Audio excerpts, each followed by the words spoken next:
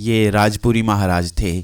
राजपुरी एक बड़े बिजनेसमैन थे और उनका खासा बड़ा कारोबार था।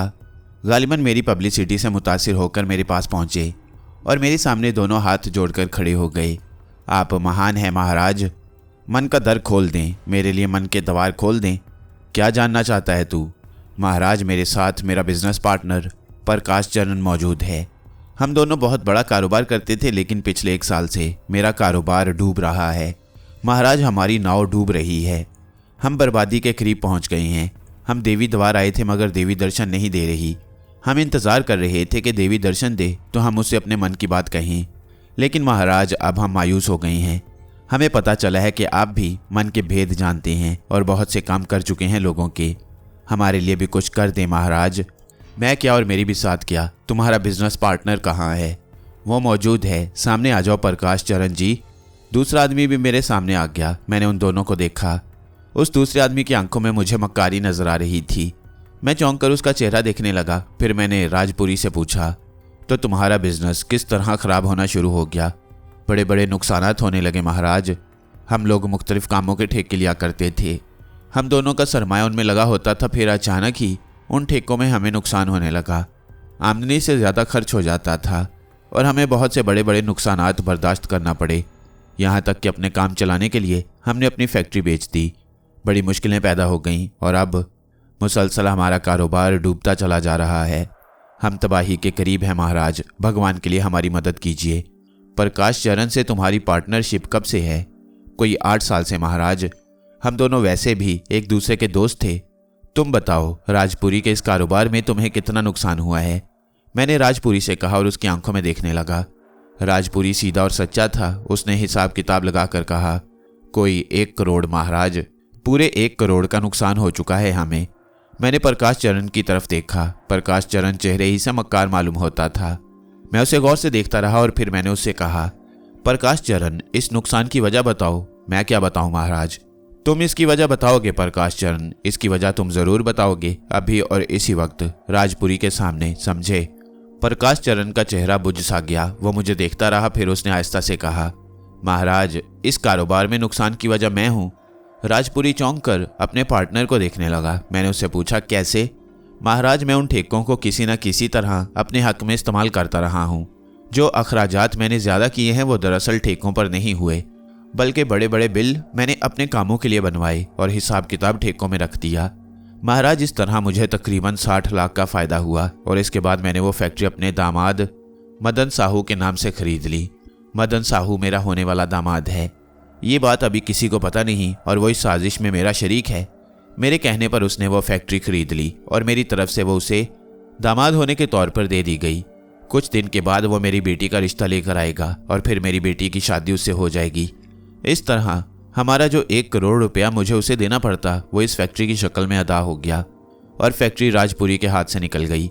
हम लोग नुकसान में आधे के शरीक हैं। मैंने अपने हिस्से का काम तो वैसे ही नकद कर लिया। फैक्ट्री मुफ्त में मेरे दामाद के हाथ आ गई और मेरा ये काम भी बन गया। वरना तय यही हुआ था कि मैं अपने दामाद मदन साहू को 1 करोड़ रुपए दूंगा। राजपुरी की आंखें हैरत से फटी की फटी रह गईं। उसने गुर्राते हुए लहजे में कहा, अरे पापी, अरे हत्यारे, तूने तो मुझे बर्बाद कर दिया। तेरा सत्यानाश, तूने बर्बाद किया है मुझे।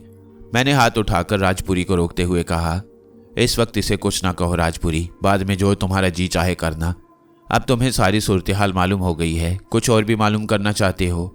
एक बात मालूम हो गई महाराज, अभी जाऊंगा, पुलिस को इतला दूंगा, छापा डालूंगा, इसके कागजात अपने कब्जे में लूंगा। और मदन साहू, उसी ने मेरी फैक्ट्री खरीदी है और उस पापी ने नुकसान में बराबर की शिरकत की है। अरे उसका क्या नुकसान हुआ? उसे तो फायदे ही फायदे हुए। 1 करोड़ 60 लाख रुपए खा गया मेरा। तेरा सत्यानाश हो प्रकाश चरण। मैंने तुझ पर बड़ा भरोसा किया। मेरे लायक और कोई खिदमत? मैंने राजपुरी से पूछा और राजपुरी चौंक कर मुझे देखने लगा। उसे अपने दोस्त पर बहुत ज़्यादा गुस्सा था, जिसने उसके साथ सारी बातों का एतराफ़ कर लिया और इस अरसे में वो ये भूल गया था कि सारा काम कैसे हुआ है। अब जो उसे याद आया तो वो फटी फटी आंखों से मुझे देखने लगा और इसके बाद वही सारा ड्रामा हुआ। राजपुरी मेरे पैरों से लिपट गया। उसने मुझे बहुत कुछ देना चाहा। लाख हालत ख़राब थी उसकी, लेकिन फिर भी बड़ा दौलतमंद था। नोटों की कई गड्डियाँ उसने मेरे कदमों में डाल दी और मैंने उन्हें उठाकर उसके हवाले करते हुए कहा, नहीं राजपुरी, मुझे इसमें से एक पैसा भी नहीं चाहिए, ले जाओ, तुम वैसे ही नुकसानात उठाते रहे हो। ये चीज़ें मेरी ज़रूरत नहीं है, ले जाओ ले जाओ। बहुत से लोग उस वक्त मौजूद थे और इसके बाद जो कुछ ना हो जाता कम था। राजपुरी चला गया और मेरी जय जयकार चारों तरफ गूंजने लगी। यही मैं चाहता था और इससे ज़्यादा मेरे दिल में और कुछ नहीं था, लेकिन इसके नताइज का अभी तक मुझे कोई अंदाज़ा न हो सका था। अलबत्ता बहुत ज़्यादा दिन इंतज़ार नहीं करना पड़ा। वो एक शाम थी और रिथशाला के आसपास लोगों के हजूम लगे हुए थे। देवी के मंदिर में अब कोई नहीं जाता था, बल्कि रिथशाला में मैं मौजूद था और मेरे लिए बेशुमार अफराद आते रहते। मैं बहुत कम लोगों से मिलता और किसी की जिम्मेदारी कबूल नहीं करता, लेकिन जो 2-4 मुझ तक पहुंच जाते मैं उनकी सूरत हाल मालूम कर लेता और उन्हें जो कुछ भी मेरे जहन में आता उल्टे सीधे मशवरे दे डालता। काफ़ी दिन गुजर गए यहाँ। उस शाम जो शख्स मेरे सामने आया उसे देखकर मुझे संभलना पड़ा। ये देवी के मंदिर का वही लंबा चौड़ा पुजारी था जिसे देखकर जहन में एक पुरस्कार सा तस्वुर उभर आता था। यह शख्स था अभी बड़ी अनोखी हैसियत का मालिक। हमेशा ही जब देवी दर्शन देने आती थी तो ये उसके साथ साथ होता। यूँ लगता था जैसे ये उसका निगरान हो। वो मेरे सामने आ खड़ा हुआ और बड़ी बड़ी आंखों से मुझे देखने लगा। मैंने सादा निगाहों से उसे देखा। अभी तक मैं उसके जहन में झांकने की कोशिश नहीं कर सका था और ना ही फौरी तौर पर यह अमल करना चाहता था। अलबत्ता वो सुरख सुरख आंखों से मुझे घूरता रहा। मैंने उसकी आंखों में आंखें डाल दी और फिर उसने दोनों हाथ जोड़कर माथे से लगाए, जय हो महाराज की। मैंने अपना सीधा हाथ ऊपर किया और सवालिया निगाहों से उसे देखा। दास आपकी बड़ी बड़ी कहानियां सुनकर आपके पास पहुंचा है और ना जाने क्यों दास को आपका चेहरा जाना पहचाना सा लगता है। मैं खामोशी से उसे देखता रहा। जब मैंने उसे कोई जवाब ना दिया तो वो फिर बोला, और दास चाहता है कि महाराज देवी के मंदिर में पीतल नवास आएं और मेरे साथ कुछ वक्त गुजारें। कारण? मैंने सवाल किया। महाराज से बहुत सी ज़रूरी बातें करनी हैं। जो बातें करनी है वो यहीं कर लो, ये हमारी मर्जी पर है कि हम कहीं जाएं या ना जाएं। उसने फिर मेरी जानिब देखा, देखता रहा, मगर मुझे कोई ख़ास बात महसूस ना हुई। तब उसने दोनों हाथ सीधे करके कहा, महाराज को आना चाहिए, ज़रूर आना चाहिए, मैं इंतज़ार करूँगा। और पहली बार मुझे अपनी पेशानी पर कुछ उंगलियां सी गर्दिश करती हुई महसूस हुई। यूँ लगता था जैसे मेरे अंदर दाखिल होना चाहता हो, मेरे दिमाग के खोल में सुराख करके दिमाग की गहराइयों में दाखिल होने की कोशिश कर रहा हो। मेरे होंठों पर मुस्कुराहट फैल गई। पुजारी महाराज मुझे हिप्नोटाइज करने का अमल कर रही हैं, मुझे हिप्नोटाइज करना चाहते हैं। हालांकि इस फौलाद के घर में दाखिल होना उनके बस की बात नहीं है। ऐसे वक्त अगर मैं उन्हें कोई जहनी झटका दूं तो इनके दिमाग का सारा निज़ाम उलट जाए, मगर वो मेरे काम का आदमी था। इसके ज़रिए मतलूब तक रसाई हो सकती थी। पुजारी महाराज को ये यकीन दिलाना ज़रूरी था कि मैं उनके सामने बेहकीकत हूँ। चुनाचे वो मुतमईन होकर बोले, मेरा नाम अजय चंद है, समझ रहे हैं महाराज? तो फिर कब आ रहे हैं आप पीतल नवास? जब आप हुक्म करें अजय चंद महाराज। कल दोपहर को आप मेरे साथ भोजन करेंगे। हम दोपहर को आपके पास पहुंच जाएंगे महाराज, मैंने जवाब दिया और पुजारी पुरवकार अंदाज में पलटकर वहां से चल पड़ा। मेरे होंठों पर मुस्कुराहट फैल गई थी। अपनी दानिश में इस पुजारी ने अपनी कुव्वतों से काम लेकर मुझे मेरी मर्जी के खिलाफ मंदिर आने पर आमादा किया, लेकिन ये मैं ही जानता था कि वो अपनी कुव्वतों से किस हद तक काम ले सका है। मैं अगर चाहता तो अभी उसे जहनी तौर पर नाकारा कर सकता था, लेकिन मुनासिब नहीं था। अजय चंद से तो मेरे अहम मामलात चलने वाले थे, गहरी दोस्ती होनी थी मेरी उससे, और यकीनी तौर पर मुझे दोस्ती निभाना थी। बड़ी खुशी हुई थी मुझे उस वक्त। इतने दिन की मेहनत रंग लाई और बिल आखिर मेरे लिए देवी के मंदिर के दरवाजे खुल गए, और इसके बाद देवी के मंदिर में दाखिल होकर मुझे उस हसीना आलम से मिलने का मौका मिलेगा जिसने ज़िंदगी में पहली बार मेरे हवास को बराह रास्त मुतासिर कर लिया था। बस यहाँ रिथशाला में इतना ही काम था मेरा। अब इसके बाद ये देखना था कि आगे क्या होता है। फिर भी जो चंद लोग यहाँ आए हुए थे मैंने उनके वाक़यात सुने, और जो कुछ मुझसे बन पड़ा मैंने मशवरे दिए और फिर मना कर दिया कि अब कोई मेरे पास ना आए। रिथशाला में मेरी बड़ी धूमधाम हो गई। रात को न जाने कब तक मैं मंसूबे बनाता रहा। पुजारी अजय चंद से दोस्ती इंतहाई ज़रूरी थी, क्योंकि उसके ज़रिए मैं उस लड़की के बारे में मालूमात हासिल कर सकता था। दूसरे दिन सुबह को मैंने तैयारियां शुरू कर दी। सबसे पहले मैंने गोविंद दास को अपने पास बुलाया और कहा कि आज मेरी तबीयत कुछ ठीक नहीं है, किसी को मेरे पास मत आने देना। गोविंद दास तो मेरा बेदाम गुलाम था। चुनाचे उसने गर्दन खम की और वहाँ से चला गया। दोपहर तक मेरे पास कोई ना आ सका। हालांकि मुझसे मिलने जुलने वालों के हजूम लगे हुए थे, और उस हजूम के दरमियान से गुजरकर मंदिर तक जाना मेरे लिए मुमकिन नहीं था। ये मुश्किल भी गोविंद दास ने ही हल की और रिथशाला के खुफिया दरवाजे से मुझे बाहर निकाल दिया। मैंने उससे इसकी दरख्वास्त की थी। मैंने सादा सा लिबास पहना हुआ था और हिंदू लिबास में ही था। जाहिर है अभी मुझे ये जाहिर नहीं करना था कि असल में मैं कौन हूँ। अपना एक नाम भी तय कर लिया था और इस तरह मैं उस पुजारी से मिलने के लिए पीतल नवास चल पड़ा। जहां तक मुमकिन हो सका दूसरों की निगाहों से बचता हुआ मैं बिल आखिर पीतल नवास पहुंच गया। पीतल नवास में मामूल के मुताबिक खामोशी तारी थी। कुछ पुजारी इधर से उधर आ जा रहे थे। जैसे ही मैं अंदर दाखिल हुआ फौरन ही 2 पुजारी मेरे पास पहुंच गए। उन्होंने हाथ जोड़े और आहिस्ता से उनमें से एक ने कहा, मेरे साथ आइए महाराज। कहाँ ले जा रहे हो मुझे? मैंने सवाल किया और पुजारी चौंक कर मुझे देखने लगा। महाराज अजय चंद आपका इंतज़ार कर रही हैं। आप महाराज अजय चंद ही के मेहमान हैं ना? हाँ, तो फिर आइए। पीतल नवास का वो हिस्सा जो आमतौर से यात्रियों के लिए खुला रहता था हमेशा मेरी निगाहों में आया था।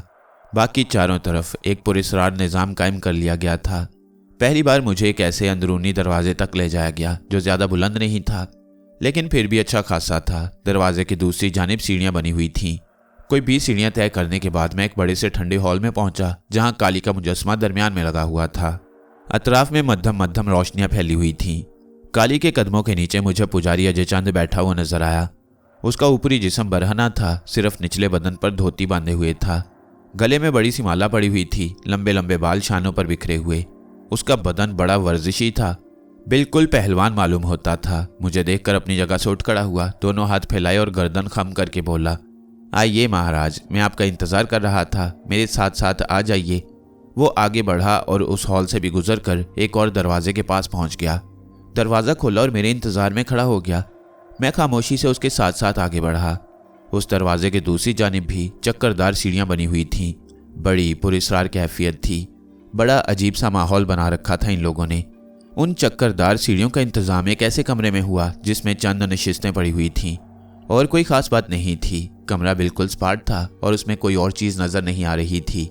अलबत्ता रोशनी अच्छी खासी थी। उसने मुझे बैठने के लिए कहा और खुद मेरे सामने बैठ गया। मैं उसका पुरस्कार चेहरा देख रहा था। अजय चंद के बारे में इब्तदाई तौर पर ही अंदाज़ा हो गया कि वो पुरस्कार कुव्वतों का मालिक है। उसने मेरे जहन को टटोलने की कोशिश की थी। अगर मैं काले जहन वाला ना होता तो यकीनी तौर पर वो अंदरूनी तौर पर मुझे मुतासिर कर लेता, लेकिन उसने अपनी दानिश्त में मुझे अपने सहर का शिकार कर लिया था। वो मेरी तरफ देखकर मुस्कुराता हुआ बोला, महाराज का नाम नहीं मालूम हुआ अभी तक? सब लोग बस जोगी महाराज कहते हैं। आपका नाम क्या है? शंकर लाल। मैंने जवाब दिया, जय शंकर। उसने किसी कदर मजाक उड़ाने वाले अंदाज में कहा और मैं उसे देखने लगा। वो बोला, और ये महाराज ने चक्कर क्या चलाया हुआ है? चक्कर? मैंने सादगी से उसे देखते हुए कहा, हाँ महाराज, जिसे देखो आप ही के नाम की माला लिए फिरता है। लोग कहते हैं कि आप बहुत बड़े ज्ञानी हैं। कहाँ से सीखा ये ज्ञान आपने महाराज? मेरी बात छोड़ो अजय चंद, तुम बताओ क्या चाहते हो? मैं? हाँ क्यों नहीं महाराज, बता देता हूँ। देखो महाराज, हम वो हैं जिन्हें आप जैसे देवी देवताओं की तलाश रहती है। देवी देवताओं को एक ही जगह जमा रहना अच्छा होता है। इस तरह ज़रा उनकी मांग बढ़ जाती है। आपको पता है कि इससे पहले जितने ज़रूरतमंद हुआ करते थे पीतल नवास आते थे। देवी बीमार हो गई। पीतल नवास में यात्रियों को मायूसी हुई, लेकिन ये कोई ऐसी बात नहीं थी। पहले भी ऐसा होता रहा है कि 3-3 महीने तक देवी ने दर्शन नहीं दिए, मगर 3 महीने तक लोग जमुना पार पड़े रहे इस इंतज़ार में कि देवी जागे, और इस तरह देवी की हैसियत बढ़ती ही रहती थी। हमारा काम भी उन्हीं यात्रियों से चलता है। अब अगर ये यात्री रिथशाला के आसपास जमा हो जाएं तो हमारा कितना नुकसान होता है, आपने कभी ये अंदाज़ा नहीं लगाया महाराज? भाई अजय चंद, मतलब तो ये है कि लोगों को फ़ायदा पहुँचे, यही मतलब है ना? हाँ, ये भी है, और दूसरा मतलब भी है, जिन्हें फ़ायदा पहुँचेगा वो हमें भी तो फ़ायदा पहुँचाने की कोशिश करेंगे। वो कैसे? दौलत देकर। क्या इस संसार में रहने वाले किसी इंसान को दौलत की ज़रूरत नहीं है? क्यों नहीं? तो फिर अब तुम ही बताओ, रिथशाला के गिर्द तुमने अपने ज्ञान की खैरात बांटना शुरू कर दी तो हमारा क्या होगा? बताओ महाराज, बताओ। मैं नहीं जानता था। मैं तो ये समझता था कि देवी दर्शन देती है, लोगों की मुरादें पूरी होती हैं और बस यही होता है महाराज। लेकिन जिन लोगों की मुरादें पूरी होती हैं वो कुछ लेते देते भी तो हैं। आखिर इतने सारे पुजारी पल रहे हैं पीतल नवास में, फिर हम भी हैं, और हमने जो कुछ सीखा है वो एक अलग चीज़ है। बताओ, अगर ये सारे काम तुम ही कर डालोगे तो हमारा काम कैसे चलेगा? खैर अजय चंद, ये तुम्हारा अपना सोचना है, मैं इस सिलसिले में क्या कह सकता हूँ? हाँ, तुम्हें कुछ कहना भी नहीं चाहिए। तुम्हें इतना अंदाज़ा ज़रूर लगाना चाहिए कि तुम्हें हमारे पास नहीं आना चाहिए था। मैं समझा नहीं। समझो शंकर महाराज, तुम हमारे पास नहीं आना चाहते थे, मगर हम तुम्हें ले आए। कैसे भला सोचा तुमने? मैं सोच में डूब गया। अदाकारी ही इस वक्त मुझे कुछ दिला सकती थी। मैंने आहिस्ता से कहा, हाँ मेरा ख्याल है मैं ऐसे ही यहाँ आ गया हूँ। तुमने कहा था। हमारे कहने से तो तुमने मना कर दिया था ना महाराज, मगर तुम यहाँ कैसे आ गए ये हम बताना चाहते हैं तुम्हें। तो फिर बताओ अजय चंद, तुम्हें पकड़कर बुलवाया गया है शंकरलाल जी, समझे, तुम्हें पकड़कर बुलवाया गया है। खैर ये तुम कहते हो तो मैं क्या कह सकता हूँ अजय चंद, और इसके बाद हम तुम्हें यहाँ तक लाए हैं महाराज। यहाँ तक तुम्हें लाना बेहद ज़रूरी था। जानते हो ये कैसी जगह है? ये तो एक कमरा है जो पीतल नवाज के नीचे है। हाँ, और जमुना से ज़्यादा दूर नहीं है। नहीं समझा? समझाए देता हूँ, भला कौन सी मुश्किल होगी। देखिए महाराज, वो अपनी जगह से उठा और उसने एक दीवार पर से पर्दा खींच दिया। इससे पहले ये दीवार बिल्कुल सीधी मालूम होती थी और इस पर कोई पर्दा नहीं पड़ा महसूस होता था। लेकिन अब जब पुजारी अजय चंद ने यह पर्दा हटाया तो मैंने पर्दे के पीछे दूसरी दीवार को देखा। उस दीवार में एक गोल सुराख था और उस सुराख पर धात की एक बहुत बड़ी प्लेट लगी हुई थी। कुछ समझ में नहीं आया था। पुजारी ने आहिस्ता से एक जगह से उंगली दबाई और बारीक सी कील उस धात की प्लेट में से निकाल ली। पानी की तेज धार उस सुराख से निकली और लंबा फासला तय करके दूसरी तरफ की दीवार से टकराने लगी। प्रेशर इतना ज्यादा था कि आन की आन में पानी बुरी तरह जमा होने लगा। धार इस ताकत से दूसरी दीवार तक सफर कर रही थी कि आगे जाने के लिए एक और तवील रास्ता उसे मिल जाता तो वहां तक पहुंच जाती। पुजारी ने कील दोबारा उसकी जगह लगाई और वो ढकना बंद कर दिया। मैं हैरानी से उसकी यह सारी कार्रवाई देख रहा था। फिर वो दूसरी तरफ पहुंचा और दूसरी तरफ पहुंचने के बाद उसने एक पर्दा फिर से हटा दिया। उधर भी ऐसा ही सुराख था और उस सुराख के दूसरी जानिब तारीक का खला नजर आ रहा था। वो ये अनोखी कार्रवाई करता रहा और फिर उस सुराख को भी बंद करके पर्दा ढक दिया और मेरे पास वापस आकर बैठ गया। कुछ समझ में आया? नहीं, बिल्कुल नहीं। तो हम समझाई देते हैं। ये कमरा इस मंदिर में जितनी गहराई में है आपको इसका अंदाज़ा हो गया होगा शंकरलाल महाराज। हाँ, फिर वो पहली दीवार जहाँ से हमने आपको पानी निकाल कर दिखाया एक सुरंग के उस तरफ है। उस धात की प्लेट के दूसरी जानिब एक लंबी सुरंग चली गई है जो जमुना के नीचे जाकर खुलती है। ये ढकना ऊपर से एक मशीन के जरिए हटाया जा सकता है। इस कमरे में जो कोई होगा वो इस पानी की धार के निशाने पर होगा जो इस सुराख से बाहर आएगी और इस धार के ऊपर पूरी जमुना है, समझ रहे हैं ना आप? और फिर ये दूसरा ढकना भी खुल जाएगा। सो होगा यूं कि एक लम्हे में ये कमरा पानी से भर जाएगा। अलबत्ता पानी ऊपर नहीं जाएगा। आप चाहे तो ऊपर भी नज़र डालकर देख सकती हैं। ये पानी 10 मिनट तक यहाँ रहेगा और फिर यह ढकना बंद कर दिया जाएगा और इस मशीन के जरिए पानी आना रुक जाएगा। मगर इस दौरान पूरे कमरे में पानी के अलावा और कुछ नहीं होगा। छत तक होगा ये पानी। फिर आहिस्ता आहिस्ता ये पानी इस सुराख से निकल जाएगा और इसके ज़रिए जो इस कमरे में मौजूद होगा उसकी मौत कितनी आसानी से हो जाएगी। हाँ महाराज, और मौत वो जो पानी की मौत होगी, क्या समझे आप? हाँ, और हमें यहाँ से ऊपर जाने में भला कौन सी मुश्किल पेश आ सकती है, ये देखिए, उसने कहा और दूसरे लम्हे वो एक मशीनी अमल के ज़रिए ऊपर उठता चला गया और छत में पैदा होने वाले सुराख से गायब हो गया। बड़ा अनोखा निज़ाम कायम किया था इन लोगों ने। चंद ही लम्हात के बाद वो सीढ़ियों से दोबारा आता नजर आया। उसके होंठों पर अजीब सी मुस्कुराहट फैली हुई थी। फिर वो बोला, और इसके बीच जब हम यहाँ नहीं थे ये ढकना खुल सकता था और पानी यहाँ पर आ सकता था। मगर हमें क्या ज़रूरत पड़ी है? पहले आपसे पूरी बातें तो हो जाएं शंकरलाल जी, उसके बाद ये सोचा जाएगा कि क्या किया जाए। तो आपको ये अंदाज़ा तो हो गया होगा कि बड़े ज्ञानी हम हैं, आप नहीं। आप लोगों के लिए जो कुछ करते हैं वो हमें बताएंगे कि कैसे कर लेते हैं। और हम ये तो आपको बता ही चुके हैं कि हमें ऐसे देवी देवताओं की तलाश रहती है। वो देवी जो लोगों के मन की आरजू पूरी करती है देवी नहीं है बल्कि ज्ञानी हम हैं। वह सिर्फ एक कहानी है, एक सुंदरता है। लोग उसे देखते हैं और उसके हुस्न का शिकार हो जाती हैं। फिर उसके मुंह से जो कुछ निकलता है वो हमारी ही जुबान से निकलता है। समझ रहे हैं आप? असल ज्ञानी कौन हुआ? हम।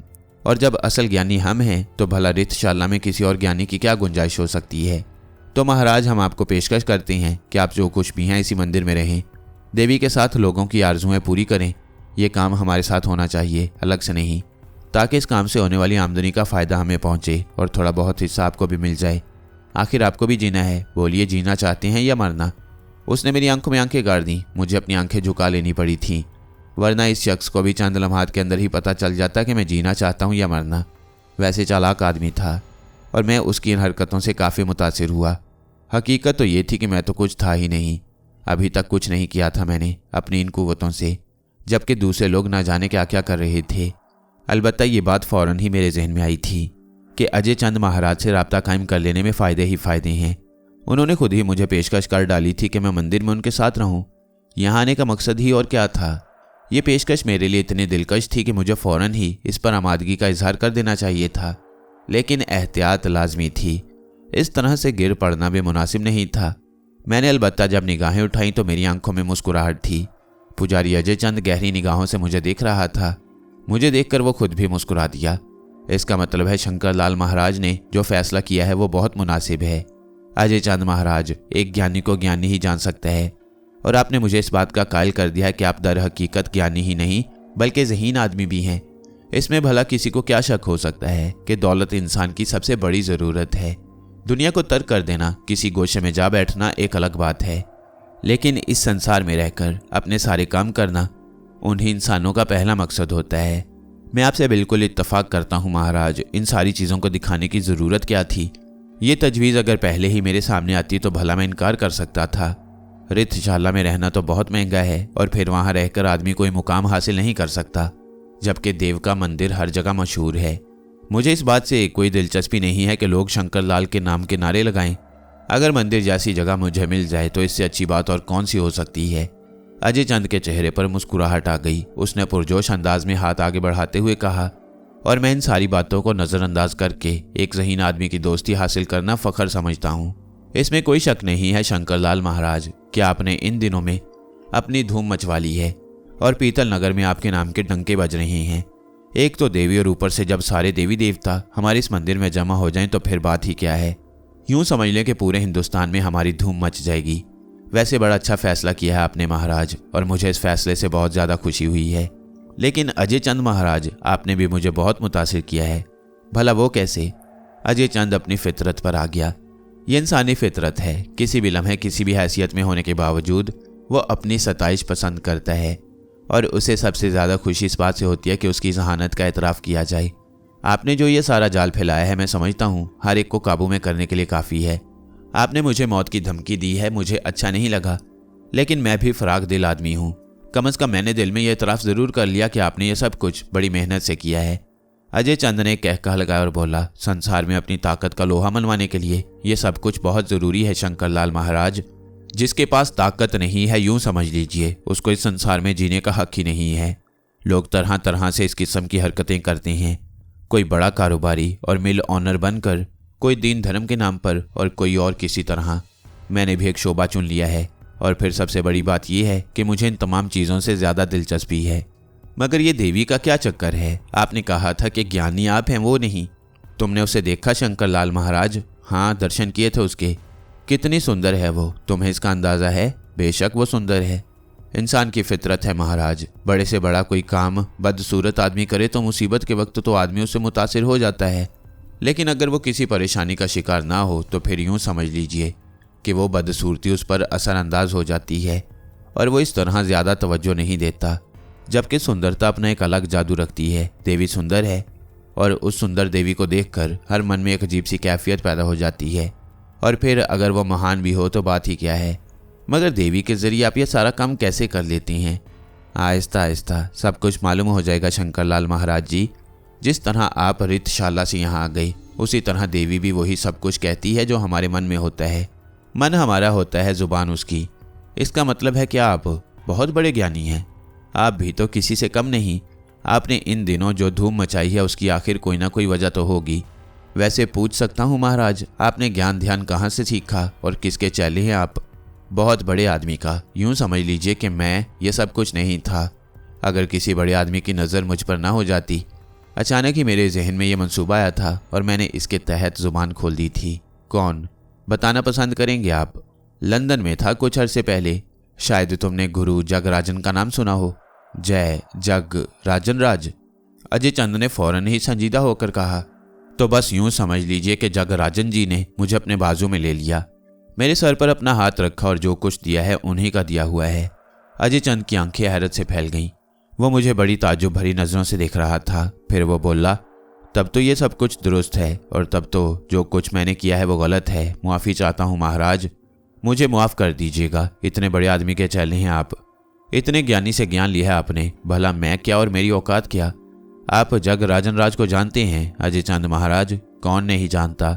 हिंदुस्तान से बाहर रहकर उन्होंने हिंदुस्तान का नाम जिस तरह ऊंचा किया है उससे भला कौन इनकार कर सकता है। मगर सुना है पिछले दिनों जगराजन जी कहीं गायब हो गई हैं। उनके स्थान में आग लग गई थी और इसके बाद से उनका पता नहीं है। हाँ, ये बात मैंने नेपाल में सुनी थी। मैं उन दिनों नेपाल में था, फिर पता नहीं चल सका। मैं वापस लंदन पहुंचा तो मुझे भी उन वाक़यात का सामना करना पड़ा। पता नहीं वो कौन लोग थे, यकीनी तौर पर सरफिरे अंग्रेज़ होंगे। उन अंग्रेज़ों की बुद्धि तो सीधी होती ही नहीं है, जो मन में आए कर बैठते हैं। अंग्रेज़ तो उनके बड़े चैले थे शंकरलाल महाराज। हाँ, अंग्रेज़ों ही की तादाद ज़्यादा थी, लेकिन सारे ही अंग्रेज़ तो उनके चैले नहीं थे। उन्होंने तस्लीम ना किया होगा, और फिर वहाँ नस्ली फसादात भी होते रहती हैं। वो नस्ली फसाद नहीं, बल्कि अजीब सा चक्कर था जिसकी तफसील सामने नहीं आई। तुम ठीक कहते हो अजय चंद, लेकिन एक बात मैं जानता हूँ, जगराजन राज महाराज ऐसे कच्चे नहीं थे कि किसी जाल में फंस जाते। यकीनन उन्होंने अपने लिए कुछ ना कुछ ज़रूर किया होगा। ठीक कहती हैं शंकरलाल महाराज, एक बार फिर मुआफ़ी चाहता हूँ आपसे। भला जगराजन राज जैसे आदमी के चाले के अंदर कोई मामूली खुसूसियात तो हो नहीं सकती। अब मैं समझा कि ये सारे रितशाला में धूम क्यों मची हुई थी। लेकिन क्या अब भी महाराज आप अजय चंद का साथ पसंद करेंगे? कैसी बातें करते हैं अजय चंद महाराज, हमारे आपके दरमियान तो दोस्ती पक्की हो गई। मैं आपका एहतराम करता हूँ महाराज, बेहद एहतराम करता हूँ। मुझे नहीं मालूम था कि आप इतने बड़े आदमी के चेले हैं। इतना बड़ा गुरु का चेला मामूली नहीं होगा। परसोत्तम लाल को जानते हैं आप? परसोत्तम लाल बहुत बड़ा नाम है, बड़ा महान। यूं समझ लें जिस तरह जगराजन राज ने वहाँ ये सब कुछ किया हुआ था, उसी तरह परसोत्तम लाल महाराज हमारे यहाँ बहुत बड़े आदमी माने जाते हैं। और यूं समझ लीजिए कि मैं उन्हीं का चेला हूँ। बहुत सी बातें ऐसी हैं जो उन्होंने मुझे दी हैं महाराज, मैं तफसील में आपको बाद में बता दूंगा। बस यूं समझ लीजिए कि यहाँ जो कुछ होता है परसोत्तम लाल जी ही के इशारे पर होता है। वो तो यहाँ से बहुत दूर रहते हैं, कोई ठिकाना नहीं होता उनका, कभी कहीं कभी कहीं। बस जब ज़रूरत होती है तो अपने चेलों को बता देते हैं कि गुरुजी इस वक्त वहाँ मौजूद हैं। कभी मौका हुआ तो आपका जिक्र उनसे करके आपको भी उनसे मिलाऊंगा। ज़रूर अजय चंद जी, ज़रूर। तो फिर ये बात तय हुई महाराज कि आज से आप बल्कि इसी वक्त से हमारे साथ ही रहेंगे। मुझे भला क्या एतराज़ हो सकता है? जो कुछ मैंने आपको दिखाया और जिस अंदाज में दिखाया महाराज, उसके लिए मुझे एक बार फिर मुआफ़ी मांगनी पड़ रही है आपसे, और मैं यकीन रखता हूँ कि आप मुझे माफ़ कर देंगे।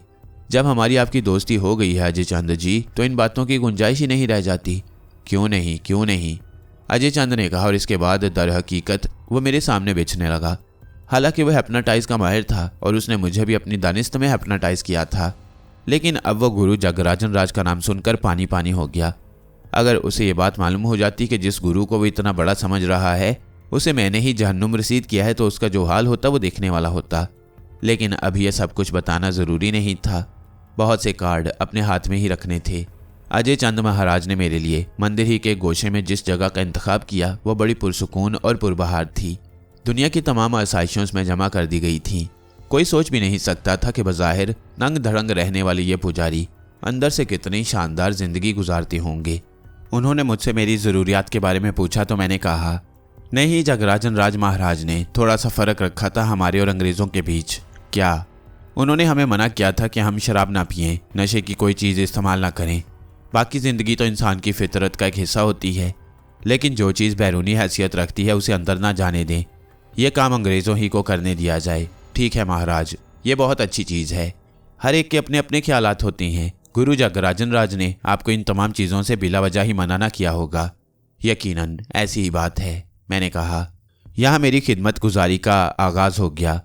अजय चंद को मैंने अच्छी तरह शीशे में उतार लिया। मकसद भी तो यही था, और अब यहाँ रहकर मुझे अपना काम करना था। कई पुजारी मेरी खिदमत पर मामूर रहते, यानी हर तरह की आसानियाँ फराहम कर दी गईं। अलबत्ता गोश्त खाना ज़रा मुश्किल था, लेकिन एक दिन ये मुश्किल भी अजय चंद महाराज ने हल कर दी। कहने लगा, महाराज एक बात बताएं, खाना पीना तो ख़राब नहीं है आपका? मतलब क्या है? भाजी तरकारी से क्या मन भरता होगा? मेरे होंठों पर मुस्कुराहट फैल गई। मैंने आहिस्ता से कहा, आगे कहो अजय चंद, क्या कहना चाहते हो? गोश्त खाएंगे महाराज? नहीं अजय चंद, अभी नहीं खाऊंगा। लेकिन खाते तो हैं। लेकिन सिर्फ अपने हाथों से जानवर ज़िबा करके? क्या मतलब? बस ये भी गुरुजी का कहना है कि जानवर काटो तो अपने हाथ से काटो। बड़े जानवर तो ज़रा मुश्किल से ही मिलेंगे। मुर्गियाँ अलबत्ता मैं आपको पहुंचा सकता हूँ, पकाऊंगा भी मैं खुद ही। जैसा आप पसंद करें महाराज। हर एक का अपना अपना एक नज़रिया, एक मसलिक होता है। वह मुझसे मुत्तफिक हो गया और इस तरह यह मसला भी हल हुआ। 2-3 दिन तक तो मैंने मुकम्मल खामोशी इख्तियार किए रखी। तीसरी रात अलबत्ता दिल की लगी ज़ुबान तक आ ही गई। अपने कमरे में बैठा हुआ एक दीवार को तक रहा था। फिर मैंने जहनी पहुंच बढ़ाना शुरू कर दी और मेरा जहन उसे तलाश करने लगा जिसकी वजह से यह सारा जोग लिया था। मैं ज़हनी तौर पर उसे तलाश कर रहा था और थोड़ी ही देर के बाद वह मुझे मिल गई। मैंने उसके जहन में दाखिल होकर कहा, कहाँ हो तुम, कैसी हो, बीमार क्यों हो? चंद लम्हात तक कोई जवाब नहीं मिला। मैं मुसलसल उससे ये सवाल करता रहा और फिर मैंने कहा, मैं तुमसे मिलने यहाँ आया हुआ हूँ, क्या तुम बीमार हो? मुझे बताओ तो सही। तुम्हारा ही रोग लगा हुआ है मुझे, तुम ही तो मेरे मन को रोगी बना गए। ये मेरे मन में तुम कैसे घुसते जा रहे हो? बताओ कहाँ हो तुम? मैं यही हूँ, तुम्हारे इसी मंदिर में, और तुमसे मिलना चाहता हूँ। कैसे मिलूँ मैं तुमसे? बताओ कैसे मिलूँ? तुम कहाँ रहती हो? मैंने सवाल किया। इसी मंदिर के ऊपर तीसरे कलिस के बराबर जो बड़ा कमरा है वो मेरा ही तो है, लेकिन उस तक आने के लिए बांस की सीढ़ी इस्तेमाल करनी होती है, और ये बांस की सीढ़ी नीचे ही से ऊपर तक लगाई जाती है ताकि ना कोई नीचे आ सके और ना कोई ऊपर जा सके। जब भी अजय चंद को मुझसे मुलाकात करने की ज़रूरत पेश आती है वो सीढ़ी लगाकर ऊपर चढ़ आता है। बांस की यह सीढ़ी मेरे कमरे के नीचे ज़मीन के साथ रखी हुई है, तीसरे कलिस के पास। हाँ, तीसरे कलिस के पास। मैं तुम्हारे पास आऊँगा, मैंने कहा, और इसके बाद मेरा उससे राब्ता ख़त्म हो गया। उसने जो कुछ जवाब दिए थे उन्होंने मेरी रूह को मुनव्वर कर दिया। इसका मतलब है कि उस दिन जो मैंने उसके जहन में दाखिल होकर अपने बारे में बताया था उसे उसने कबूल किया था। मेरा अंदाज़ा गलत नहीं था। जो बीमारी उसे लाहिक हो गई थी वो मेरी बीमारी थी। दिल खुशी से नाचने लगा। अजय चंद का मसला सामने था, लेकिन अजय चंद जिस तरह मुझसे मुतासिर हो गया था गुरु जगराजन के नाम पर, उससे यह अंदाज़ा होता था कि अगर कोई हरकत मैंने उसकी मर्जी के खिलाफ भी कर डाली तो वो मुझसे अदम ताउन नहीं करेगा और फ़ौरन ही मेरे खिलाफ साजिशों में मसरूफ़ नहीं हो जाएगा। चुनाचे ये इकदाम करने के लिए तैयार हो गया। उधर अजय चंद अपने मंसूबे के मुताबिक अपने कारोबार में मसरूफ़ हो गया। पीतल नवाज के पुजारी रितशाला के अतराफ में ये खबरें फैलाते फिर रहे थे कि स्वामी शंकर लाल जी अब पीतल नवाज में रहने लगे हैं। रितशाला से उठकर उन्होंने पीतल नवाज में अपना स्थान बना लिया है और वहीं वो दर्शन दिया करेंगे। चुनाचे काम शुरू हो गया। पीतल नवाज के गिर्द एक बार फिर लोगों के डेरे लगना शुरू हो गए। ज़रूरतमंद उस दिन के इंतज़ार में थे जब स्वामी शंकर लाल जी और देवी दर्शन देंगे। लोगों में तरह तरह की बातें हो रही थीं। अजय चंद मुझसे मिलता रहता था, उसकी बातें खुशी से खिली नजर आती थीं। कहने लगा, भगवान की सौगंध, इस बार तो कमाल ही हो गया। क्या? मैंने पूछा। इतने लोग जमा हो गए हैं पीतल नवाज में और ऐसे बड़े बड़े लोगों को देख रहा हूं मैं कि महाराज मज़ा ही आ जाएगा। तुम्हारी देवी का क्या हाल है? मैंने उससे पूछा। मिला नहीं हूँ कुछ दिन से उससे, मिलूंगा, ठीक हो गई होगी। वैसे दासियां जो उसकी खिदमतगारी के लिए जाती रहती हैं बताती हैं कि वो ठीक तो है, बस कुछ मन उदास हो गया है उसका। और मन की यह उदासी हैरानी की बात है कि अभी तक मेरे मन में नहीं आई। क्या मतलब? मैंने उसे घूरते हुए पूछा और अजय चंद मुस्कुराने लगा। उसने कहा, ज्ञान को दूसरे के मन तक पहुंचाने के लिए कुछ मंत्र तो करना पड़ते हैं महाराज। आपसे ज़्यादा इस बारे में और कौन जानता है। जैसा कि मैंने आपसे कहा कि मन मेरा होता है और ज़ुबान उसकी, सो मैं अपने मन में मौजूद ख्यालात मन तक पहुंचाता रहता हूं। हो सकता है आपने इस सिलसिले में कोई कोशिश ना की हो, मगर मैंने इसके लिए बड़ा ज्ञान किया है और ये इल्म सीखा है। मगर हैरानी की बात है कि उसकी बीमारी मेरे मन में भी नहीं आती। क्या तुमने उसके अंदर झांक कर देखा? हाँ, मैंने उससे पूछा कि वो क्या बीमारी है। वो खो जाती है, खामोश हो जाती है, मेरी बात का जवाब नहीं देती। वैसे बीमारी उसे कोई नहीं है, हो सकता है थक गई हो। मैंने भी सोचा कि ज़रा लोगों का शौक भड़का दिया जाए। अगर आप बीच में ना आ जाते महाराज तो देखते कि क्या होता है। लोग देवी के दर्शन के लिए तड़पते रहते हैं, मगर अब तो वो स्वामी शंकर लाल के लिए आए हैं। तो फिर कब ये इरादा है तुम्हारा? 3 दिन गुजर जाने दीजिए, बस मैं मेला लगा दूंगा यहाँ, और उसी मेले में हमारे जीवन में रोशनी पैदा होती है। अजय चंद अजीब से अंदाज में हंसने लगा। मैंने भी उसकी हंसी का साथ दिया। मेरी तरफ से अजय चंद ज़रूरत से ज़्यादा ही मुतमईन हो गया था। मेरे मशागिल पर कोई नज़र नहीं रखी जा रही थी। पीतल नवाज के हर गोशे में आ जा सकता था। बस अजय चंद ने यह कहा था कि आम यात्रियों के सामने ना जाऊं ताकि मेरी कीमत बढ़ती रहे। उसने मुझे बताया था कि पुजारी किस तरह लोगों में खबरें फैलाते रहती हैं। बहुत से लोग चढ़ावे लेकर आए हैं और बहुत कुछ देना चाहते हैं स्वामी शंकर लाल और देवी कमलेश्वरी को। बाहर तौर में इंतज़ार कर रहा था। उसी वक्त मेरा उसके पास जाने का इरादा था। पहली बार अजय चंद ने उसका नाम मेरे सामने लिया और मैंने इस नाम को ज़हन नशीन कर लिया। मेरे दिल में कोई ख़ास एहसास नहीं था। वैसे भी मैं एक तफरीबाज आदमी था और ज़िंदगी के ख़तरनाक से ख़तरनाक तरीन मरहलों में दाखिल हो जाने में कोई दिक्कत महसूस नहीं करता। उस रात आसमान पर बादल भी छाए हुए थे और तारीकी ज़रूरत से कुछ ज़्यादा ही गहरी थी, लेकिन तीसरा क्लिस मैंने दिन ही में देख लिया था और उस तरफ से चक्कर लगाते हुए वो बांस की सीढ़ी भी जो खासी बुलंद थी। मैंने हर तरह से जायज़ा ले लिया था कि किस तरह मैं देवी के पास पहुंच सकता हूं और फिर जब खासी रात हो गई तो मैं सीढ़ी लगाकर उस पर चढ़ने लगा। तीसरे क्लिस में एक झरोके के करीब मैंने ये सीढ़ी लगाई थी। सीढ़ी की बुलंदियां तय करता हुआ मैं तीसरे क्लिस के झरोके की ठंडी जमीन पर पहुंच गया। तभी मैंने तारीकी में एक साया देखा जो क्लिस के एक सतून के सहारे लगा खड़ा था, और एक निगाह में ही मैंने उसे पहचान लिया। ये वही रोशनी थी जो मेरे दिल में आ बसी थी, यकीनन वही देव कन्हैया जिसने मेरी आंखों से दिल तक का रास्ता दरियाफ्त कर लिया। मेरे कदमों की आहट पर वो चौंक पड़ी। उसने हैरान निगाहों से मुझे देखा। हालांकि ज्यादा रोशनी नहीं थी, लेकिन मैं उसे देख सकता था। वह हैरानी से कई कदम आगे बढ़ी और फिर दरमियान में रुक गई। मैं खुद आगे बढ़ता हुआ उसके करीब पहुंच गया और वह मुंह से एक हल्की सी खौफजदा आवाज निकालकर पीछे हटी और उस दरवाजे के करीब पहुंच गई जो क्लिस के अंदरूनी हिस्से में था। एक तरफ से यह क्लिस बालकनी का नमूना पेश करता और उसके बाद उसकी रिहाइशगाह थी। अंदर रोशनी थी। दरवाजा खुलने की वजह से यह रोशनी बाहर झलकने लगी। वह हैरान निगाहों से मुझे देख रही थी। मैं कई कदम आगे बढ़ा और वो फिर पीछे हट गई, लेकिन इस तरह मुझे उसके कमरे के दरवाजे से अंदर दाखिल होने का मौका मिल गया। अंदर तेज रोशनी में उसने मुझे और मैंने उसे देखा। एक बार फिर उसके मुंह से आवाज निकल गई, तुम मुझे पहचानती हो? तुम यात्री हो? हाँ, मैं पुजारी हूँ। पुजारी? हाँ, मैं तुम्हारा पुजारी हूँ, मैंने जवाब दिया। ना जाने क्या कह रहे हो, मेरी समझ में कुछ नहीं आ रहा। क्या तुम मेरा इंतजार कर रही थी? मैंने उससे पूछा। इंतजार? उसने हैरानी से मेरा चेहरा देखा और फिर दोनों हाथों से सर पकड़ लिया। हाँ, शायद मैं तुम्हारा इंतजार कर रही थी। मगर तुम कौन हो? क्या वो जो मेरे मन में आवाज़ देते हो? हाँ, मैं वही हूँ। मगर तुम्हारी आवाज़ मेरे मन में कैसे गूंजती है? हाँ, ये वही आवाज़ है। मैं इस आवाज़ को अच्छी तरह पहचानती हूँ। मगर तुम मेरे लिए अजनबी हो। मैं तुम्हारे लिए अजनबी नहीं हूँ देवी। उस दिन जब तुम मंदिर में दर्शन दे रही थी तो तुमने मुझसे मेरा कष्ट पूछा था और मैंने बताया था कि मुझे प्रेम हो गया है। तुमने मुझे दुआ भी दी थी। तुमने कहा था कि अगर मेरा प्रेम सच्चा है तो मुझे उसमें कामयाबी हासिल हो। वो मेरे अल्फाज नहीं थे, फिर किसके थे? वो जो मेरे मन में बोलता है। कौन है वो? मैंने सवाल किया। पुजारी अजय चंद। तो तुम्हारे लिए मेरे मन में क्या अल्फाज उभरते थे?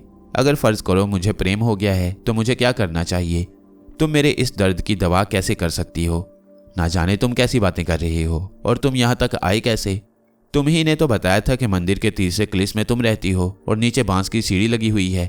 हाय राम, सारी बातें जो मैं अपने मन में अपने आप से करती रही हूँ, पागल हो जाऊंगी। नहीं तो मुझे बता दो ये सब क्या है? अगर तुम एक मेहमान को खुशामदीद कहना चाहती हो तो मुझे खुशामदीद कहो, बैठने का मशवरा दो और उसके बाद मुझसे बातें करो। ये तो अच्छी बात नहीं है कि तुमने मुझे अपने घर बुलाया और उसके बाद मेरे साथ ये सलूक कर रही हो। बैठो, उसने नरम लहजे में कहा और फिर खुद भी मेरे सामने बैठ गई। मैं उसे रोशनी में बगौर देखने लगा। हकीकत यह थी कि देखने वाला हर लम्हा पहले से ज़्यादा अनोखा एहसास दिलाता। वो बहुत खूबसूरत थी, बिलाशुबा हसीन। उसके चेहरे पर एक अजीब सी मलाहत थी। वह दिलों में घुस जाने की कुव्वत रखती थी। उसकी आंखों में एक अजब सी गहराई थी, जैसे वो सीने के अंदर टटोल रही हो। उसके होंठों की तराश तो बेहद खूबसूरत थी। चांद सा चेहरा। बिलाशुबा ऐसे ही चेहरों को चांद चेहरा कहा जा सकता है। और इसके बाद उसका मुतनासिब जिस्म, एक एक उज़्व से हुस्न टपकता था। मैं उसका जायज़ा लेता रहा और उसके चेहरे पर शर्म के आसार फैल गए। ऐसे क्या देख रहे हो तुम मुझे? देख रहा हूँ कि जो मूरत मेरे मन में आ बसी है वो दर हकीकत ऐसी ही है कि उसकी जगह मेरा दिल ही हो सकता है। तुम्हारी बातें बड़ी अजीब हैं, मुझे अजीब सा लग रहा है। एक बात बता सकते हो तुम मुझे? क्या मैं पागल हूँ? पागल? मैंने हैरानी से उसे देखा। हाँ। कौन कहता है? कोई नहीं कहता। मैं अंदर से ये बात सोचती हूँ कि मैं पागल हूँ। शायद मेरा दिमाग खराब हो चुका है। लोग अपने आप को जानते हैं। तुम मुझे बताओ, क्या तुम अपने आप को नहीं जानते? क्यों नहीं? तो फिर मैं अपने आप को क्यों नहीं जान पाती? मेरे दिमाग में ऐसी वो क्या चीज़ है जो मेरे रास्ते रोकती है? मैं अपनी तरफ बढ़ना चाहती हूँ लेकिन किसी दीवार से जा टकराती हूँ। एक काली दीवार है जिसका मुझे कोई इल्म नहीं है कि किसने बनाई। बस मेरे पाँव वहाँ पहुँचकर रुक जाते हैं। तुम्हारा नाम कमलेश्वरी है? मैंने पूछा। नहीं, मैं शमशेरा हूँ, उसने कहा और मेरा दिमाग भग से उड़ गया। क्या नाम बताया तुमने? शमशेरा। मगर शमशेरा तो मुस्लिम नाम है। होगा, मैं नहीं जानती। अजय चंद कहता है कि तुम कमलेश्वरी हो। ये सिर्फ अजय चंद कहता है, लेकिन जब मैं अपने आप से नाम पूछती हूँ तो जवाब मिलता है कि मैं शमशेरा हूँ।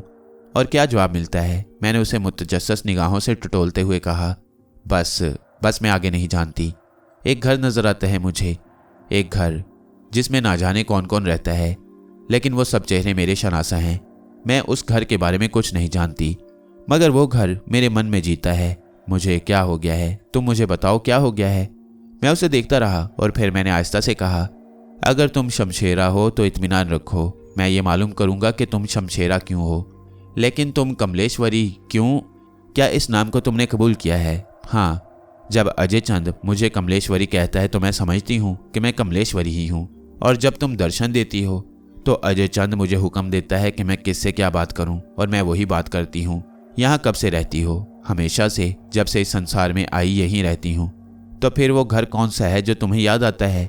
वही तो मुझे पता नहीं चलता। मैं उस घर को तलाश करना चाहती हूँ। मुझे उस घर से बेहद प्रेम है। मैं उस घर को न जाने वो घर मेरे मन में क्यों आन बसा है। मैं वो घर तुम्हारे मन से निकाल बाहर करूँगा। तुम इत्मीनान रखो शमशेरा। वैसे तुम ये बताओ कि क्या मैं तुम्हें कमलेश्वरी कहूँ या शमशेरा? तुम यहाँ तक कैसे पहुँच गई, पहले मुझे ये बताओ। इसी मंदिर में रहता हूँ मैं, और बहुत जल्द तुम्हारा और मेरा साथ हो जाएगा। कैसे? मुझे भी कुछ ज्ञान ध्यान आता है तुम्हारी तरह। अजय चंद ने मुझे भी अपने साथ रख लिया है, और जब हम लोगों को दर्शन देंगे तो मैं भी तुम्हारे साथ होऊंगा। ये तो बड़ी खुशी की बात है। मगर क्या तुम लोगों के सवालात के जवाब उसी तरह दोगे जिस तरह मैं देती हूँ? हाँ, अपने मन से या अजय चंद के मन से? अपने मन से। इसका मतलब है कि तुम भी बहुत बड़े ज्ञानी हो। तुम्हारा नाम क्या है? अगर मैं तुम्हें अपना असल नाम बताऊं तो तुम्हें शायद यकीन नहीं आएगा, लेकिन तुम मुझे शंकरलाल कह सकती हो। हाँ, उसे अभी राज ही रहने दो, क्योंकि अजय चंद तुम्हारे जहन तक रसाई रखता है। उसे तुम्हारे जहन में मेरा नाम मिल जाएगा, इसलिए मैं असल नाम तुम्हें नहीं बताना चाहता। जैसी तुम्हारी मर्जी, मैं तुम्हें मजबूर नहीं करूंगी। लेकिन तुम्हारे आने से मुझे इतनी खुशी हुई है, मैं बता नहीं सकती। जब मुझे यात्रियों के सामने पेश किया जाता है तो मैं अपने आप में नहीं रहती। पुजारी अजय चंद मेरे मन पर छाया हुआ होता है। मैं सोचती हूँ, अपने आप को देखती हूँ, मगर बोलती वही हूँ जो अजय चंद चाहता है। मैं इस मुसीबत से निजात हासिल करना चाहती हूँ। तुम मेरी मदद कर सकते हो शंकरलाल? हाँ, मैं तुम्हारी पूरी मदद करूँगा, और उस घर की तलाश में तुम मेरे साथ आगे बढ़ सकती हो। मैं तुम्हारे साथ उस घर की तलाश में चलूँगा। तो फिर मैं तुम्हें खुशामदीद कहती हूँ। मैं सही मायनों में तुम्हें खुशामदीद कहती हूँ। मगर सुनो, पुजारी अजय चंद बहुत खतरनाक है। अगर तुमने उसकी मर्जी के खिलाफ कोई कदम उठाया तो वो तुम्हें नुकसान भी पहुंचा सकता है। तुम्हें ये याद नहीं कि तुम यहाँ कब से आई? हाँ, मुझे ये याद नहीं। मेरी आंखों में देखो, मैंने कहा, और वो मेरी आंखों में देखने लगी। ये हसीन आंखें तो खुद मेरे हवास पर असरअंदाज हो रही थीं, लेकिन यह सिर्फ हुस्न था, इनमें कोई ज्ञान ध्यान नहीं था। मैं उन आंखों में देखने लगा और फिर उन आंखों के रास्ते उसके जहन तक सफ़र करने लगा। मैंने उसे पूछा, तुम्हारा क्या नाम है? कमलेश्वरी। मैं अगर तुम्हारे जहन की वो दीवार तोड़ दूँ तो अजय चंद मेरी असलियत से वाकिफ़ हो जाएगा। उसने जवाब दिया और मैं एकदम संभल गया। वो दुरुस्त कह रही थी। अभी उसका और अजय चंद का साथ था। अगर अजय चंद को ये बात मालूम हो गई कि उसके हिप्नोटाइज से किया हुआ तलिस्म टूट गया है तो वो हैरान हो जाएगा, और इसके बाद मैं नहीं जानता कि वो इस लड़की के साथ क्या सलूक करे। हालांकि इस बात ने मुझे शदीद हैरान कर दिया था कि वो अपना नाम शमशेरा बताती है। शमशेरा तो 100% मुसलमान नाम था। ये किस्सा क्या है? अगर मैं इसके जहन की दीवारें तोड़कर फ़ौरन ही मालूम करने पर तुल जाऊंगा तो इससे इसे नुकसान पहुंच सकता है, और मैं इसे ये नुकसान नहीं पहुंचाना चाहता। चुनाचे मैंने अपने आप को संभाला और मैंने आहिस्ता से उससे कहा, शमशेरा, मैं अगर ये नाम लेता हूँ तो तुम्हें अच्छा लगता है? बहुत अच्छा। मैं तुमसे मोहब्बत करता हूँ शमशेरा, मैं तुम्हें चाहने लगा हूँ। तुम्हें मेरी इस बात पर कोई एतराज़ तो नहीं है? वो सोच में डूब गई और फिर उसने आहिस्ता से कहा, मैं नहीं जानती कि ये सब कुछ क्या होता है, लेकिन जब तुम मुझे मुखातिब करते हो, जब तुम ये सब कहने लगते हो तो मेरा बदन ईंठने लगता है। मेरे दिल में मीठी मीठी सी एक कसक पैदा होती है। मेरा दिल चाहता है कि तुम्हें उसी लम्हे मैं जवाब दूं जिस लहजे में तुम मुझसे बात कर रही हो, मगर मुझे वो अल्फाज नहीं आते जो इसके जवाब में कहे जाते हैं। मैं मुस्कुरा दिया। मैंने आहिस्ता से कहा, इसी का नाम तो मोहब्बत है शमशेरा। तो क्या मुझे भी तुमसे प्रेम हो गया है? अगर नहीं हुआ तो खुदा करे हो जाए, मैंने आहिस्ता से कहा, और फिर वो चौंक कर मुझे देखने लगी। खुदा करे, उसने आहिस्ता से कहा। हाँ, पता नहीं सब कुछ क्या है। क्या तुम कल की रात भी मेरे पास आओगे? शायद। अगर मुमकिन हुआ तो मैं ज़रूर आऊँगा। मैं इंतज़ार करूँगी। और तुम्हें अब चले जाना चाहिए। हमें अजय चंद से खौफज़दा रहना चाहिए ताकि हम एहतियात रखें। तुम मेरा कल भी इंतज़ार करोगी? हाँ, कल तो मैं सचमुच तुम्हारा इंतज़ार करूँगी। एक वादा मैं तुमसे करता हूँ शमशेरा, मैं इस राज पर से पर्दा उठाऊँगा। मैं ये मालूम करूँगा कि तुम कमलेश्वरी नहीं बल्कि शमशेरा हो, और अगर ऐसा है तो ये सब कुछ क्यों है? मैंने आहिस्ता से कहा। काफ़ी देर में उसके पास बैठा रहा। वो मुझसे बेतकल्लुफ़ होती जा रही थी। उसके चेहरे पर खुशी फूटने लगी। फिर जब वो मुझे झरोके में छोड़ने आई तो मैंने उदास लहजे में कहा, और इससे पहले मैंने कभी इतनी बेचैनी से दिन होने और रात होने का इंतज़ार नहीं किया, लेकिन अब मैं इंतज़ार करूँगी। मैंने गर्दन हिला दी और फिर आहिस्ता आहिस्ता सीढ़ियाँ उतरता हुआ नीचे पहुँच गया। बांस की सीढ़ी उसी जगह रखी और दबे कदमों अपनी रिहाइशगाह में पहुँच गया। मेरे दिल में मुसरतों का तूफान उमड़ रहा था। उसकी एक एक अदा, एक एक जुम्बिश मुझे ना जाने कौन से जहानों की सैर करा रही थी। बिलाशुबा मेरी अब तक की जिंदगी में ये पहला मौका था कि मैंने अपने आप को इतना खुश महसूस किया। आराम करने लेट गया, लेकिन उसका चेहरा निगाहों से ओझल नहीं होता था। वो अजीबोगरीब असरार रखती थी। जो कुछ उसकी अपनी ज़ात में पोशीदा था वो तो एक अलग ही बात थी। खुद अजय चंद ने इस बात का एतराफ़ किया था कि वो कोई देवी नहीं है, बल्कि अजय चंद अपने हिप्नोटिज्म के ज़रिए असर लाकर उससे वो बातें कहलवाता है जो वो दूसरों तक पहुंच जाती है। लेकिन वो अपने आप को शमशेरा क्यों समझती है? मैं उसके जहन को खुलवाने की कोशिश कर सकता था, लेकिन ये खतरा बदस्तूर मौजूद था कि अगर अजय चंद को ये बात मालूम हो गई तो वो चौंक पड़ेगा, और इसके बाद हो सकता है कोई ऐसी तब्दीली रूनमा हो जाए जो मेरे इल्म में ना आ सके। चुनाचे थोड़ा सा सब्र कर लेना मुनासिब था। उसे अपना जो घर याद आता था, वो जिन लोगों से अपने आप को मुतल्लिक समझती थी, उससे ये जाहिर होता था कि वो कोई मुसलमान लड़की है। लेकिन ये क्या राज है, ये क्या चक्कर है? अलबत्ता दूसरे दिन मैंने अजय चंद को ये बात बिल्कुल नहीं महसूस होने दी और सारा दिन इत्मीनान से गुजारा। अलबत्ता रात को मैं ज़रा बेचैन हो गया और फिर सारी तैयारियां करके मैं बांस की उसी सीढ़ी के ज़रिए ऊपर तीसरे क्लिस पर पहुंच गया। वो मेरा इंतज़ार कर रही थी। आज उसने खूबसूरत लिबास पहना हुआ था। उसकी आंखों में सितारे झिलमिला रहे थे और उसके होंठों पर मुस्कुराहट थी। वो ज़्यादा होशो हवास के साथ मेरा स्वागत करने के लिए तैयार थी। मुझे देखकर वो खुश हो गई। तुम्हें मेरी वजह से बड़ी मुश्किलें उठानी पड़ती हैं शंकरलाल। मैं हंसने लगा तो वो किसी कदर मुंह बनाकर बोली, तो और क्या कहूँ तुम्हें, शंकरलाल ही कहना पड़ता है ना। तुम कौन हो? क्या मतलब? वो चौंक कर बोली। मेरा मतलब है आज तुम कमलेश्वरी हो या शमशेरा। वो हंस पड़ी, फिर अपने साथ लिए हुए मुझे कमरे में आ गई। यहाँ उसने मेरे लिए शरबत तैयार कर रखा था। क्या यह शराब है? उसने सवाल किया। छी छी छी, मुझे उस चीज़ से नफरत है। तुमने कभी शराब पी है? नहीं, बिल्कुल नहीं।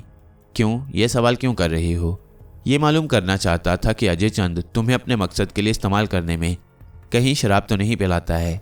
नहीं, ऐसी कोई बात उसने आज तक नहीं की, और इसकी वजह वो नहीं है बल्कि पंडित परशोत्तम लाल है। तुम पंडित परशोत्तम लाल को जानती हो? बिल्कुल नहीं, बस उसका नाम मुझे बताया गया है। अजय चंद कहता है कि मैं उनकी दासी हूँ और वह जो कुछ करता है वो उन्हीं के हुक्म से करता है। तुमने उन्हें नहीं देखा? नहीं। तुम्हारे जहन में भी वो नहीं है? बिल्कुल नहीं। मगर तुम ये सवाल क्यों कर रहे हो? ऐसे ही तुम्हारे बारे में सब कुछ जान लेना चाहता हूँ और अपने बारे में कुछ नहीं बताते। डरता हूँ कि कहीं अजय चंद तुम्हारे जहन में मेरा नाम तलाश ना कर ले। मैंने कहा और वो ना समझने वाले अंदाज में मुझे देखने लगी। फिर कहने लगी, जो चीज़ तुम बेहतर नहीं समझते मैं उसके लिए तुम्हें बिल्कुल मजबूर नहीं करूँगी। बात तुम्हारी नहीं है बल्कि अजय चंद की है। मैं जानती हूँ, वैसे मुझे डर भी लगने लगा है। यकीन करो, इससे पहले मुझे कोई डर नहीं था, मगर अब मैं तुम्हारे बारे में सोचते हुए डर जाती हूँ। डर क्यों लगता है तुम्हें? ये सोचती हूँ कि तुम अजय चंद जैसे खतरनाक आदमी के कब्जे में हो, कहीं तुम्हें कोई नुकसान न पहुँचा दे। वो मुस्कुरा दी। मैंने कहा, इसका मतलब है कि तुम्हें भी मुझसे मोहब्बत हो गई है। वो कुछ ना बोली, खोई खोई आंखों से मुझे देखती रही। फिर उसने कहा, क्या हमारा सारा जीवन इसी मंदिर में गुजर जाएगा? तुम क्या चाहती हो? मैं यहाँ से निकलना चाहती हूँ। मुझे यहाँ बहुत घुटन होती है। जो कुछ यहाँ होता है वो मुझे बिल्कुल नापसंद है। लोगों को मैं जो बातें बताती हूँ उसमें मेरा अपना कोई दखल नहीं होता। बस खैर, छोड़ो उन बातों को। लो, ये शरबत पियो, ये बहुत अच्छा है, मैंने अपने हाथों से बनाया है। हम दोनों शरबत पीते रहे, बातें करते रहे। उसने मुझसे बहुत सी बातें की, अपने जहन का हाल सुनाया और बहुत बेतकल्लुफ़ हो गई। मेरी ये रात बड़ी सरशारी में गुजरी। बहुत खुश था मैं इस रात को गुजारते हुए। सुबह तक मैं उसके साथ रहा और जब रोशनी फूटने लगी तो उसने खौफजदा होकर कहा, जल्दी जाओ, अजय चंद जाग गया तो भेद खुल सकता है। मैंने उससे तीसरी रात मिलने का वादा किया और इसके बाद उसी तरह वापस आ गया। लेकिन तीसरी रात ज़रा मुख्तलिफ थी। उस रात ये वादा पूरा नहीं कर सका क्योंकि यह दर्शन की रात थी। अजय चंद के पुजारियों ने देवी दर्शन की इत्तला आम कर दी थी और उस रात मंदिर का एहतमाम तो देखने के काबिल था। रोशनियां भी कुछ ज़्यादा ही की गई थीं। यात्री बेचैन थे। सारे के सारे अपने मन का गुबार देवी और देवता के सामने उगल देना चाहते थे। वो उसी तरह अजय चंद के साथ आई और लोगों ने उस पर चढ़ावे चढ़ाना शुरू कर दिए। बहुत से लोगों ने महाराज शंकर लाल के बारे में सवालात किए। स्वामी शंकर लाल भी उनके दरमियान पहुंच गए। लोग मुझसे बातें करते रहे और मैं उन्हें उनकी मुश्किलात का हल बताता रहा। मंदिर में दोहरी आमदनी हो गई और उस रात की आमदनी इतनी हो गई कि अजय चंद की बातें खिल गईं। कमलेश्वरी को तो वापस उसकी जगह पहुंचा दिया गया, लेकिन मैं नीचे ही मौजूद था। चढ़ावों के अंबार लगे हुए थे और पुजारी उनमें से चीजें छांट रहे थे। रात खासी हो गई थी, मैं बेचैन था। वैसे काफी वक्त मुझे उसके साथ ही गुजारना पड़ा, इसलिए जरा सा इत्मीनान भी था। वो भी समझती होगी कि मैं कहाँ मसरूफ हूँ। अजय चंद कहने लगा, तुम्हारी आमद से तो यूं समझो कि मंदिर में चांदी ही चांदी हो गई और अब मैं चांदी के ये अंबार जमा करूंगा, मंदिर को बड़ा कराऊंगा। तुम यहाँ से कभी ना जाना, शंकरलाल कभी ना जाना। मैं तुम्हें यहाँ दुनिया की हर चीज मुहैया कर दूंगा। एक बार जुबान खोलना मेरे सामने कि तुम्हें क्या चाहिए, बस यूं समझ लो वो सब कुछ तुम्हारे सामने होगा। बहरहाल जब तक वो मुझसे बातें करता रहा, मैं सब्र सुकून से उससे मसरूफ़ गुफ्तगू रहा और जब उसने मुझे सोने के लिए कहा तो मैं अपने कमरे में चला आया। अजय चंद भी सोने के लिए अपनी आरामगाह में चला गया। उसकी खुशियां देखने से ताल्लुक़ रखती थीं, लेकिन मेरी खुशी अभी ज़रा दूर थी और जब मैंने मंदिर में खामोशी और सन्नाटा महसूस किया तो चुपके से अपनी रहायशगाह से निकल आया और उस जानिब बढ़ने लगा। सीढ़ी लगाई और झरोके पर पहुंच गया। मुझे शुबा था कि वो उस रात को मेरी आमद से मायूस होकर सो गई होगी, लेकिन मैंने उसे झरोके में खड़े देखा। वो अभी वहीं देवियों का लिबास पहने हुए थी जिसमें उसने दर्शन दिए थे, और चूंकि उस रात यानी दर्शन की रात उसे बहुत ज़्यादा सजाया जाता था, इसलिए आज तो वो आसमान से उतरी हुई कोई अप्सरा ही लग रही थी। मैं उसे देखता रह गया। उसने आहिस्ता से कहा, खौफ महसूस हो रहा था कि कहीं तुम थक कर सो ना गए हो। अगर मैं ना आता तो तुम क्या करती? सुबह तक जागती रहती। उसने जवाब दिया, ओह हाँ, अब तो हर रात तुम्हारे लिए जागती हूँ और दिन बुरा लगता है कि रात क्यों नहीं हो गई। वो बेकरार सी बोली और मैं उसकी बेकरारी का जवाब अपनी बेकरारियों से देने लगा। दिल में कभी कभी यह एहसास भी आ जाता कि यह सब कुछ क्या हो रहा है। मंजिल तो ये नहीं है। हमारी यमनी साहिब ने तो कुछ और ही कहा था, लेकिन ज़िंदगी का ये दौर भी एक लाजमी हिस्सा होता है। हमारी यमनी वापस आए तो उनसे बात कर लूँगा इस सिलसिले में, बल्कि मशवरे लूँगा और पूछूंगा कि वो अब आगे के लिए क्या कहती हैं।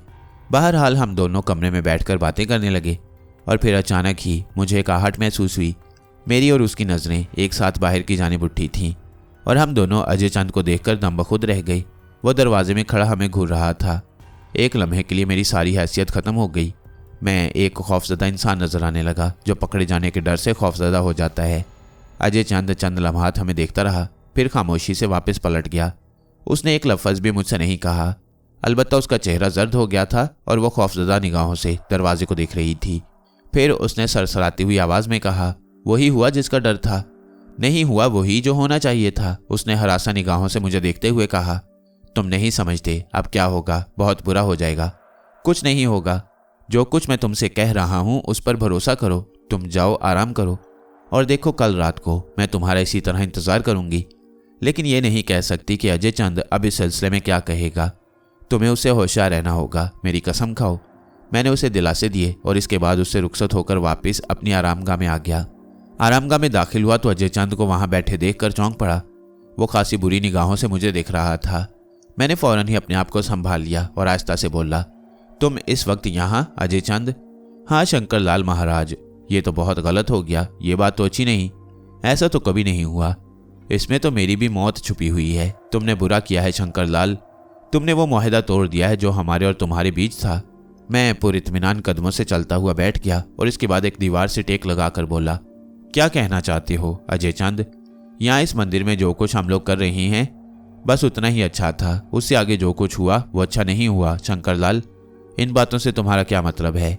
मतलब यही कि वो मेरी जिम्मेदारी है और मैं अपनी जिम्मेदारी को किसी भी तरह नज़रअंदाज नहीं कर सकता। तुम परसोत्तम लाल को नहीं जानते।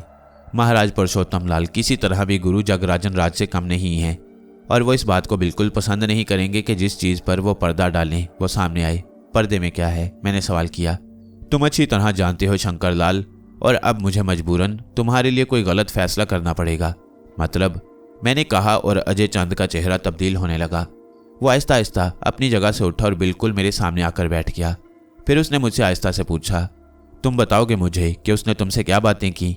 अगर तुम मुझे और उसे साथ देख ही चुके हो अजय चंद, तो फिर ये अंदाज़ा लगा लो कि हम दोनों के दिल में एक दूसरे के लिए प्रेम है। और जब प्रेम की बात बीच में आ जाती है तो फिर प्रेम कहानी दूसरों को नहीं सुनाई जाती। प्रेम कहानी से मुझे कोई दिलचस्पी नहीं है। मैं तो ये जानना चाहता हूँ कि उसने तुमसे क्या बातें की, क्या मालूम करना है मुझसे उसके बारे में? मैं हंस पड़ा। मैंने आहिस्ता से कहा, चलो तुमने ये जिक्र छेड़ दिया है तो अच्छा ही किया है। अब तुम मुझे उसके बारे में बताओ। अजय चंद, क्या बता सकती हो तुम मुझे उसके बारे में? अजय चंद का चेहरा लाल हो गया। वो गुस्से से थर थर कांपने लगा। उसने आहिस्ता से कहा, मेरी आंखों में देखो, मेरी आंखों में देखो। मुझे हंसी आने लगी। बेवकूफ़ अजय चंद ने बिलाखिर मुझे मजबूर कर ही दिया था कि मैं उसकी आंखों में देखूं। वो मुसलसल अपने अल्फाज दोहरा रहा था। मेरा सर आहिस्ता आहिस्ता उठा और मैंने अपनी आंखें उसकी आंखों में डाल दी। अजय चंद की आंखों से शोले निकल रहे थे। उसने आहिस्ता से कहा, तुम मेरे महकूम हो। मैं जो कुछ तुमसे पूछूंगा मुझे बताओगे, समझे? मुझे बताओगे कि तुमने उससे क्या मालूम किया है। तुम्हें यह बताना होगा। मैंने आहिस्ता से कहा, अजय चंद, तुम्हारे होशो हवास खराब हो रही हैं। तुम्हें अंदाज़ा है कि मैं कौन हूँ? तुम मुझे आम लोगों की तरह अपनी आंखों के जाल में नहीं फांस सकते।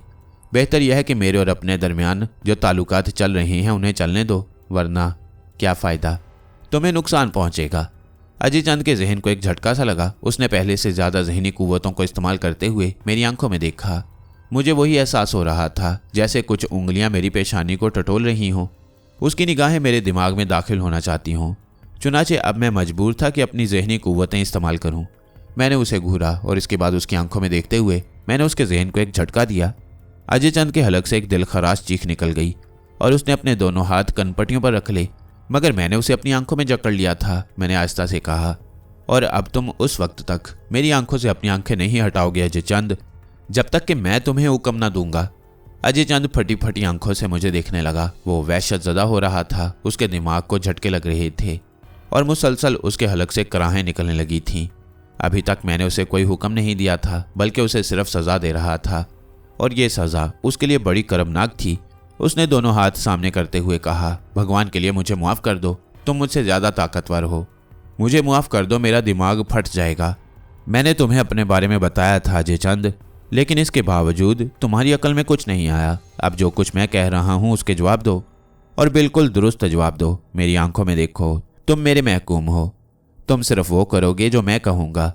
तुम सिर्फ वो कहोगे जो मैं कहलवाना चाहूँगा। हाथ नीचे कर लो। मैंने उसे हुक्म दिया और उसने आहिस्ता आहिस्ता अपने दोनों हाथ नीचे गिरा दिए।